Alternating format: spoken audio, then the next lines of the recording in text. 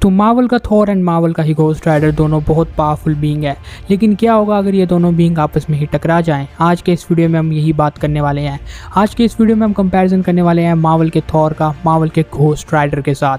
हम इस वीडियो में दो टाइप के कंपैरिजन करेंगे। सबसे पहले हम इनके मूवीज बेस्ड कंपैरिजन की ओर नजर मारेंगे एंड देन कॉमिक बेस्ड। दोनों कंपैरिजन बहुत कमाल के होने वाले हैं एंड देखते हैं कि दोनों के रिजल्ट या सेम रहते हैं या डिफरेंट। फटाफट से इस वीडियो को स्टार्ट करते हैं।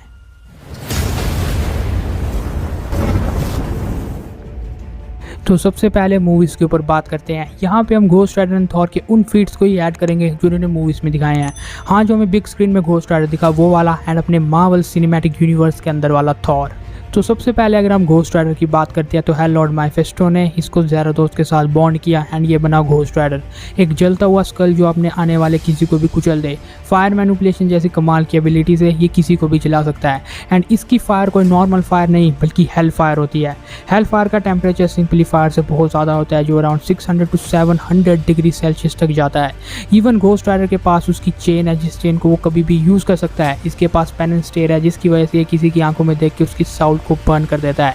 घोस्ट राइडर किसी भी ऑब्जेक्ट को समन कर सकता है एंड इवन किसी भी व्हीकल को भी ये कंट्रोल कर सकता है सिर्फ अपनी हेल फायर से। उसने ब्लैक हर्ट को बीट कर दिया, माइफेस्टो को बीट कर दिया, बट क्या वो थॉर को बीट कर पाएगा? क्योंकि थॉर एस्कार्डियन गॉड ऑफ थंडर है, यानी कि एक ऐसा गॉड जिसके पास लाइटनिंग मैनिपुलेशन की एबिलिटी है। थॉर वेदर पैटर्न्स को चेंज कर सकता है एंड अपने कमाल के वेपन स्टॉर्म ब्रेकर से 6 इन्फिनिटी स्टोन के रेडिएशन को डिफेंड कर सकता है। थॉर ने स्टॉर्म ब्रेकर से थैनोस की बॉडी को पेनिट्रेट किया है एंड इवन ये बायफोस्ट खोल सकता है जिससे पूरा प्लेनेट तक उड़ सकता है। लेकिन थॉर की पावर्स यहीं पे ख़त्म नहीं होती है। इसकी स्पीड का कोई जवाब नहीं, इसकी स्ट्रेंथ का कोई जवाब नहीं, इसकी ड्यूरेबिलिटी का कोई जवाब नहीं। अब हम इनको डिफरेंट पॉइंट्स में कंपेयर करते हैं एंड देखते हैं कि किसके पास ज़्यादा एडवांटेजेस हैं। सबसे पहले बात करते हैं स्ट्रेंथ की। तो ध्यान रखना कि यहाँ पे हम सिर्फ उसी घोस्ट राइडर की बात कर रहे हैं जो हमें मूवीज़ में दिखा था एंड अगर हम मूवीज़ वाले घोस्ट राइडर की बात करते हैं तो उसकी स्ट्रेंथ का हमें ऐसे कोई भी बड़ा फीट देखने को नहीं मिला है जो बहुत इंप्रेसिव हो। घोस्ट राइडर भले ही बड़ी बड़ी कार्स को शायद उठा पाए एंड उन्हें थ्रो कर पाए, बट घोस्ट राइडर के फीट्स थॉर के मुकाबले बहुत कम है अगर हम स्ट्रेंथ की बात करते हैं तो। क्योंकि मैं आपको थॉर के 2 ही फीट्स बताऊंगा एंड वही काफ़ी है घोस्ट राइडर के लिए। सबसे पहला जो कि थॉर का one of the most impressive feats है कि इसने न्यूट्रॉन स्टार्स के इन रिंग्स को मोड़ा था। नेडावेयर्स के इन रिंग्स का वेट प्लैनेटरी ऑब्जेक्ट के जितना माना जाता है, यानी प्लैनेटरी ऑब्जेक्ट के जितना। अगर थॉर इतने भारी रिंग्स को मोड़ सकता है तो स्ट्रेंथ में घोस्ट राइडर से वो काफ़ी आगे निकल जाता है। एंड सेकंड एंड इंपॉर्टेंट कि इसने गार्डियंस की स्पेसशिप को अपोजिट डायरेक्शन में मूव किया है, बल्कि जब गार्डियंस की स्पेसशिप मोशन में थी। हमने देखा है कि गार्डियंस ऑफ द गैलेक्सी की ये स्पेसशिप वॉर्म होल से ट्रैवल करती है। वॉर्म होल से ट्रैवल करने के लिए आपको बहुत ज़्यादा स्पीड चाहिए, in fact speed of light, but इसने इस स्पेसशिप को भी खींच दिया। बट यहाँ पे क्वेश्चन यही आता है कि गार्डियंस उस स्पीड में इस स्पेसशिप का यहाँ पे यूज़ नहीं कर रही थी, बट तब भी गार्डियंस के पास इतनी स्पीड तो होगी कि जो इंप्रेसिव है। इसीलिए थॉर का ये फीट्स भी बहुत इंप्रेसिव है एंड इसके ये दोनों फीट्स घोस्ट राइडर के स्ट्रेंथ के किसी भी फीट से काफ़ी आगे इसे पहुंचाते हैं, इसलिए स्ट्रेंथ का पॉइंट थॉर को जाएगा। इवन अगर हम ड्यूरेबिलिटी की बात करते हैं तो उसमें भी थॉर आ गया क्योंकि उसने न्यूट्रॉन स्टार के रेडिएशन को सहा एंड पावर स्टोन के टच को भी। क्योंकि अगर हम घोस्ट राइडर की बात करते हैं तो कॉमिक्स में घोस्ट राइडर का अलग सीन है क्योंकि ह्यूमन मेड वेपन से इसे खरोंच तक नहीं आती है, लेकिन मूवीज में हमें क्या दिखाया गया कि 2 मिसाइल से ही घोस्ट राइडर को नॉकआउट किया जो कि ह्यूमन मेड वेपन थे। यानी कि अगर हम मूवीज की बात करते हैं तो इसे ह्यूमन मेड वेपन से भी हर्ट किया जा सकता है, जिसके बाद जब जॉनी की आंख लगी तो वो सुबह हॉस्पिटल में ही खुली। लेकिन अगर हम थॉर की बात करते हैं तो उसने न्यूट्रॉन स्टार के रेडिएशन को सहा था। अब न्यूट्रॉन स्टार जब भी बनता है तो वो सुपरनोवा होने के बाद बनता है एंड सुपरनोवा होने के बाद किसी भी स्टार का टेम्परेचर सन के कोर से भी ज़्यादा गर्म होता है। सन के कोर का टेम्परेचर होता है अराउंड 15 मिलियन डिग्री सेल्सियस, यानी हम ये कंसीडर कर सकते हैं कि 15 to 20 million degree Celsius beam Thor ने अपने ऊपर लिया है, जो कि इवन अगर हम घोस्ट राइडर की हेल फायर की बात करते हैं तो उससे भी काफ़ी ज़्यादा है, बिकॉज वो भी 600 to 700 डिग्री सेल्सियस है। यानी आप ये कह सकते हो कि स्ट्रेंथ एंड ड्यूरेबिलिटी में थॉर काफ़ी आगे है। बट अगर अब हम स्पीड की बात करते हैं तो यहाँ पे घोस्ट राइडर बाजी मार लेता है, क्योंकि अगर हम मूवीज़ की भी बात करें तो इस पॉइंट में घोस्ट राइडर लिटरली बहुत तेज़ दिखा है, आप यहाँ पे नोटिस कर सकते हो। पर थॉर कभी इतना तेज़ नहीं दिखा है, बट रिफ्लेक्सेस में थॉर ज़्यादा आ गया है।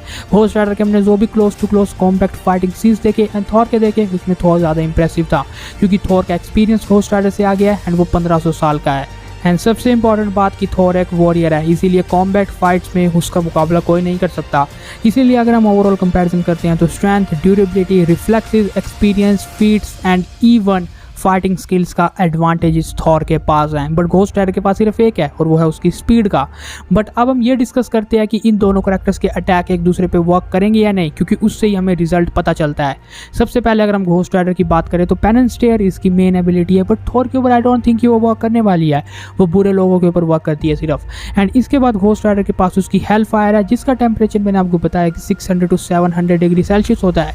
हाँ, इससे कोई भी सुपर हीरो बहुत आराम से जल सकता है, बट ये थॉर है जिसने around 15 to 20 million degree Celsius की न्यूट्रॉन स्टार के रेडिएशन को सहा है। तो हम ये बता सकते हैं कि घोस्ट राइडर की हेल फायर का मूवीज के बेसिस पे से कोई असर नहीं होने वाला है। इवन अगर हम घोस्ट राइडर की चेन की बात करते हैं तो अपने स्टॉर्म ब्रेकर से इसे डिफ्लेक्ट कर सकता है। लास्ट में घोस्ट राइडर अपने व्हीकल्स का यूज कर सकता है, अपने व्हीकल्स को थॉर के ऊपर थ्रो करके, बट उससे भी थॉर को ज्यादा फर्क नहीं आएगा बिकॉज उसकी ड्यूरेबिलिटी। लेकिन इसके बाद अगर हम बात करते हैं कि क्या थॉर के अटैक्स का घोस्ट राइडर के ऊपर असर होगा, तो इसका आंसर है हाँ, क्योंकि अगर हम थॉर की लाइटनिंग को कंपेयर करते हैं ह्यूमन मेड वेपन से तो वो काफ़ी ज़्यादा पावरफुल होती है। मतलब अगर एक तरफ से मिसाइल आ रही हो, दूसरी तरफ से थॉर की लाइटनिंग हो, तो ऑब्वियसली नेचुरल लाइटनिंग होने की वजह से उसकी पावर काफ़ी ज़्यादा होगी। एंड इवन घोस्ट राइडर अगर इतने सिंपल मिसाइल से नॉकआउट हो सकता है, तो ये तो थॉर की लाइटनिंग है, उन वेपन से ज़्यादा खतरनाक एंड उनसे ज़्यादा तेज़। इसीलिए अगर हम इस फाइट की बात करते हैं तो लाइटनिंग का असर घोस्ट राइडर के ऊपर दिख सकता है। बट अगेन क्वेश्चन ये है कि घोस्ट राइडर इतना गर्म है एंड वेदर पैटर्न्स को कंट्रोल कर सकता है कॉमिक्स में, बट मूवीज में कहाँ हमने ये देखा। वेदर पैटर्न्स का मतलब ये हुआ कि घोस्ट राइडर सारे वेदर मैनिपुलेशन यूज कर पाता है, यानी ठंडर से उसे कुछ नहीं हो सकता। बट अगेन क्वेश्चन यही आता है कि मूवीज में ऐसा कहीं नहीं हुआ है। इसीलिए आई थिंक कि अगर थॉर की कंटिन्यूसली लाइटनिंग घोस्ट राइडर के ऊपर बरसी तो घोस्ट राइडर की बॉडी के ऊपर इम्पैक्ट होगा, भले वो नॉकआउट ना हो आई थिंक, क्योंकि उसकी ड्यूरेबिलिटी शायद उसे सर्वाइव करवा दे, बट तब भी उसके बाद थॉर के स्टॉर्म ब्रेकर के हिट से घोस्ट राइडर को वो नॉकआउट कर सकता है। थॉर बायफोस्ट खोल सकता है एंड उससे घोस्ट राइडर को कहीं और टेलीपोर्ट कर देगा एंड फिर इवन खुद आगे घोस्ट राइडर को कंफ्यूज करके उसे बीट कर सकता है। मैं यहाँ पे ये बात नहीं कर रहा हूँ कि कौन डेथ बैटल जीतेगा, ये नॉकआउट बैटल है, क्योंकि डेथ बैटल में घोस्ट राइडर बार बार नॉकआउट होता रहेगा बट वो मरेगा नहीं बिकॉज वो इमॉर्टल है। लेकिन अगर हम ये बात करते हैं कि पहले नॉकआउट कौन होगा, तो ऑब्वियस सी बात है वो घोस्ट राइडर होगा। मूवीज के बेसिस में हमने ज़्यादा दोस्त घोस्ट राइडर को अवेकन होते हुए कभी नहीं देखा है, तो हम उसे ऐड नहीं कर सकते। इसीलिए अगर मैं पर्सनल ओपिनियन देता हूं तो strength, durability, reflexes, experience, fighting skills and even lightning manipulation के एडवांटेजेस का फायदा, स्टॉर्म ब्रेकर के बायफोस्ट का फायदा एंड इवन स्टॉर्म ब्रेकर के कट्स का फायदा वो घोस्ट राइडर के ऊपर दे सकता है। घोस्ट राइडर के पास ऐसा कोई भी मेजर एडवांटेज नहीं है जो कि थॉर की वीकनेस हो, बट अगर Thor continuously lightning and storm breaker का यूज करेगा तो मे बी मूवीज के बेसिस में वो द घोस्ट राइडर को बीट कर सकता है। अब ध्यान रहे कि ये मेरा पर्सनल ओपिनियन है एंड सिर्फ मूवीज के बेसिस का कंपैरिजन है। अब हम इसका सेकंड भाग देखते हैं जहां पे हम बात करेंगे कॉमिक बेस्ड कंपैरिजन की। तो कॉमिक्स में दोनों कैरेक्टर्स का power level literally next level पे पहुंच जाता है, बट यहाँ पे हम इनके सिंपल वर्जन्स की ही बात करेंगे। हम यहाँ पे कॉस्मिक घोस्ट राइडर या र्यून किंग थॉर मतलब इनके मोस्ट पावरफुल वर्जन्स का कंपैरिजन नहीं कर रहे हैं। तो सबसे पहले अगर हम घोस्ट राइडर की बात करते हैं तो he is literally a monster in comics, क्योंकि घोस्ट राइडर ने मल्टीपल टाइम अवेंजर्स को बीट किया है। एक बार मल्टीवर्सल लेवल बीइंग लूसीफर को बीट कर दिया था। अब ये मार्वल का लूसीफर है ना कि डीसी का, बट हाँ उस टाइम ये ज़्यादा दोस्त फॉर्म में भी था। इसने मैफेस्टो को भी कई बार हराया कॉमिक्स में। तो घोस्ट राइडर ये सब कुछ कर पाता है बिकॉज ऑफ उसकी powers and abilities. Ghost rider की सबसे पहली पावर है कि वो अपने साइज को बहुत ज़्यादा इंक्रीज कर सकता है, जितना चाहे उतना। सेकंड की इसने एक बार थॉर के हैमर को हवा में ही पकड़ के उसके ऊपर थ्रो बैक किया है, इसका मतलब ये हुआ कि इसकी स्पीड बहुत ज़्यादा तेज़ है। थर्ड एंड सबसे इंपॉर्टेंट, ये किसी भी टाइप के वेपन्स को कंट्रोल कर सकता है एंड ह्यूमन मेड वेपन का इसके ऊपर असर नहीं होता है। अब नेक्स्ट की घोस्ट राइडर के पास है उसकी मल्टीपल क्लोनिंग। इस एबिलिटी के अकॉर्डिंग घोस्ट राइडर अपने जितने चाहे उतने क्लोन्स बना सकता है एंड उसका हर वो क्लोन यानी हर सिंगल क्लोन उसी के जितना पावरफुल होगा। अब आप सोचो कि थॉर मल्टीपल घोस्ट राइडर से बैटल करने उतरेगा। इवन अगर हम इसके बाद बात करें तो इसके पास वेदर पैटर्न्स की एबिलिटी है, यानी कि ये लाइटनिंग या पांचों एलिमेंट्स को कंट्रोल कर सकता है। यानी थॉर की लाइटनिंग तो यहीं से फेल लग रही है। इवन अगर हम थॉर की बात करते हैं तो कॉमिक्स में थॉर के फीट्स भी कोई कम नहीं है। मतलब अगर हम इसके नॉर्मल वर्जन की बात करें तब भी, क्योंकि नॉर्मल वर्जन में ही ये बहुत ज़्यादा ओवर पावर्ड दिखा है। थॉर की एबिलिटीज तो सेम ही है कि ये लाइटनिंग को मैनिपुलेट कर सकता है, वेदर को मैनिपुलेट कर सकता है, बट यहाँ पे इसके पास म्योनिर होता है ना कि स्टॉर्म ब्रेकर।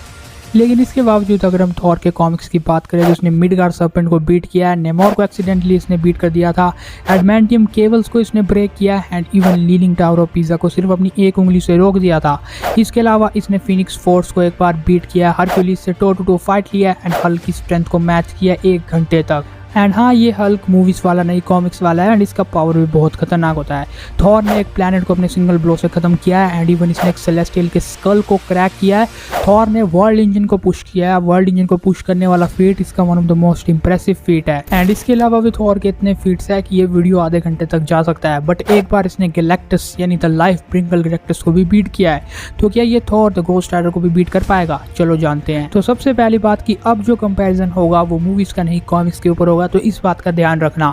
तो अगर हम इन्हें मल्टीपल ओकेजन्स में कंपेयर करते हैं तो ghost rider is more superior than Thor. अब मैंने सीधा इसीलिए कह दिया क्योंकि घोस्ट राइडर के feats and attacks and powers and abilities is more superior than Thor. ये सिंपल है, क्योंकि अगर हम थॉर की बात करते हैं तो उसके किसी भी अटैक का घोस्ट राइडर के ऊपर असर नहीं हो सकता, क्योंकि थॉर की लाइटनिंग एबिलिटीज या उसके म्योनिर के अटैक से घोस्ट राइडर पहले भी सर्वाइव कर चुका है कॉमिक्स में, वो भी बहुत आराम से। उसकी ड्यूरेबिलिटी उसे आराम से सर्वाइव करा दे दिया है क्योंकि ये कॉमिक्स का घोस्ट राइडर है। इवन अगर हम म्योनिर की बात करते हैं तो उसने ट्राई किया था म्योनिर को घोस्ट राइडर के ऊपर थ्रो करने का, लेकिन घोस्ट राइडर ने वो म्योनिर हवा में ही पकड़ा था एंड थॉर के ऊपर वापस फेंक दिया था। यानी attacking skills and even speed, reflexes, durability, इन सब में घोस्ट राइडर थॉर को बहुत आराम से बीट कर देता है कॉमिक्स में। इवन मैं आपको एक और बात इंक्लूड करना चाहूंगा कि घोस्ट राइडर अपने साइज को इंक्रीज कर सकता है एंड इंक्रीजिंग साइज की हेल्प से इसने सारे एवेंजर्स को एक साथ भी बीट किया है कॉमिक्स में, जिसमें थॉर भी शामिल था। यानी ओवरऑल ये अपने नॉर्मल वर्जन्स में सब एवेंजर्स को साथ में भी लपेट चुका है कॉमिक्स में, तो थॉर को बीट करना इसके लिए कोई बड़ी बात नहीं होने वाली है। बहुत से लोग कहेंगे तो ज़ाराथोस का सीन होगा वैसा वैसा, बट वैसा भी नहीं है, क्योंकि अगर आप ध्यान से सोचोगे तो घोस्ट राइडर एंड ज़ाराथोस एक ही है। मतलब अगर हम थॉर की बात करते हैं तो र्यून किंग थॉर इसकी एक फॉर्म है जो हमें कुछ टाइम तक दिखी, यानी वो परमानेंट फॉर्म नहीं है, बट ज़ाराथोस फॉर्म घोस्ट राइडर की परमानेंट है। जब भी अपना सिंपल घोस्ट राइडर नॉकआउट होगा तो उसके बाद कुछ भी हो जाए, लेकिन उसके बाद जो घोस्ट राइडर अवेकन होगा वो होगा ज़ाराथोस घोस्ट राइडर। बट अगेन अगर हम ज़ाराथोस की बात नहीं भी करते हैं तब भी ये थॉर को कॉमिक्स के बेसिस में बीट कर चुका है, जैसा कि मैंने आपको बताया, तो उसे इंक्लूड करने की ज़्यादा ज़रूरत नहीं है। मतलब हाँ, हम ये कह सकते हैं कि थॉर के जो भी फीट्स हमने देखे वो भले ही घोस्ट राइडर से क्वांटिटी में बहुत ज़्यादा हो, लेकिन तभी घोस्ट राइडर के लेवल के नहीं है। एंड इसके बाद भी आपको समझ नहीं आया तो आप ये समझ लो कि घोस्ट राइडर की पावर्स एंड एबिलिटीज थॉर से काफ़ी ज़्यादा है, क्योंकि अभी हमने इसकी मेन एबिलिटी को तो डिस्कस ही नहीं किया, वो है इसकी मल्टीपल क्लोनिंग्स। यानी ये अपने जितने चाहे उतने क्लोन्स बना सकता है एंड उसके वो सभी क्लोन्स उसी के जितने पावरफुल होते हैं। मतलब अगर घोस्ट राइडर अपने इस फाइनल अटैक का यूज़ करता है तो थॉर एक घोस्ट राइडर से लड़ेगा, दूसरे से लड़ेगा, बट तब भी उसे ये पता नहीं होगा कि रियल घोस्ट राइडर कहाँ पे है। वो सब उसे बहुत बुरी तरह घेर के रखेंगे एंड रियल घोस्ट राइडर अपना काम कर चुका होगा। मतलब भले ही अगर हम फीट्स की बात करें तो थॉर के ज्यादा क्वांटिटी में फीट दिखे कॉमिक्स पे घोस्ट राइडर्स के मुकाबले में, बट अगर हम घोस्ट राइडर की बात करते हैं तो उसकी पावर्स एंड एबिलिटीज बहुत ज्यादा वास्ट है एज कम्पेयर टू थॉर। इसीलिए अगर हम उसकी increase size, multiple cloning and ऐसे समनिंग ऑब्जेक्ट म्योनिर को हवा में ही फेंक के उसके ऊपर वापिस फेंक देना एंड स्पीड एंड रिफ्लेक्सेस जो कि उसकी स्पीड ऑफ लाइट से भी ज्यादा तेज है, उनकी बात करते हैं तो उसकी powers and abilities is more superior than Thor. इसीलिए अगर मैं पर्सनल रिव्यू देता हूँ या पर्सनल ओपिनियन देता हूँ तो मूवीज के बेसिस यानी MCU एंड जो मूवीज में घोस्ट राइडर दिखा उसका कंपैरिजन करे तो थॉर वहां पे बाजी मार लेगा, but in comics ghost rider is a monster. तो अब लास्ट में वही कि इस वीडियो में मैंने जो कुछ भी कहा वो मेरे पर्सनल ओपिनियन के ऊपर बेस्ड था। आपका क्या ओपिनियन है इस पूरी फाइट को लेके, आप हमें कमेंट में जरूर शेयर करना। आपके according ghost rider and Thor में ज्यादा सुपीरियर कौन है, ये बात हमें कमेंट में जरूर शेयर करना। एंड अगर मुझसे कोई भी डिटेल मिस होगी है, लाइटनिंग के कोई भी फैक्ट्स एंड ऐसे कुछ भी डिटेल्स जो कि शायद मैंने मिस कर दिया है, तो वो बात में कमेंट में हमें जरूर शेयर करना। इस वीडियो से रिलेटेड कोई भी डाउट है तो कमेंट में जरूर बता देना। एंड अब हम इस वीडियो को यहीं पे खत्म करते हैं। अगर आपको ये वीडियो पसंद आया होगा तो वीडियो को लाइक एंड शेयर जरूर कर देना एंड इस चैनल को सब्सक्राइब मार के बगल वाले बेल आइकन को जरूर ऑन कर देना। Thanks for watching this video.